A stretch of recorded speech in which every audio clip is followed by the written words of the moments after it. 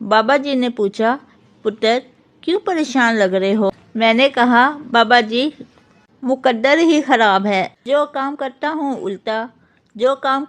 الٹا، سارے کام ہی الٹے پڑتے ہیں۔ بابا جی نے پوچھا، پتر تیرے دفتر میں مہر ہے؟ میں نے کہا، جی ہاں۔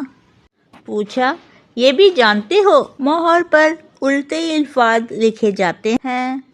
پھر فرمایا کہ جانتے ہو وہ سیدھے کیسے ہوتے ہیں؟ پھر خود ہی کہنے لگے کہ جب مہر اپنا ماتھا کاغذ پر ٹیکتی ہے تو اس کے الفاظ سیدھے ہو جاتے ہیں۔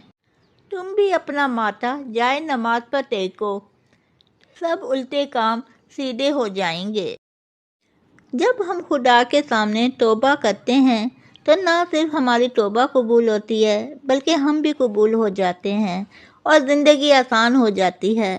ہمارے اپنے گریبان میں بچھو اور سانپ لٹک رہے ہوتے ہیں اور ہمیں دوسروں کی مکھیاں اڑانے کی فکر لاحق ہوتی ہے۔ انسان کا سب سے اچھا دوست اس کا ضمیر ہوتا ہے، جو اچھی بات پر شاباش اور بری بات پر اسے ملامت کرتا ہے۔ ایک بات ہمیشہ یاد رکھو، اسے سونے کے حروف سے لکھ کر لٹکا لو۔ تم ان لوگوں کے غلام ہو جن سے اپنی تعریف سننا چاہتے ہو۔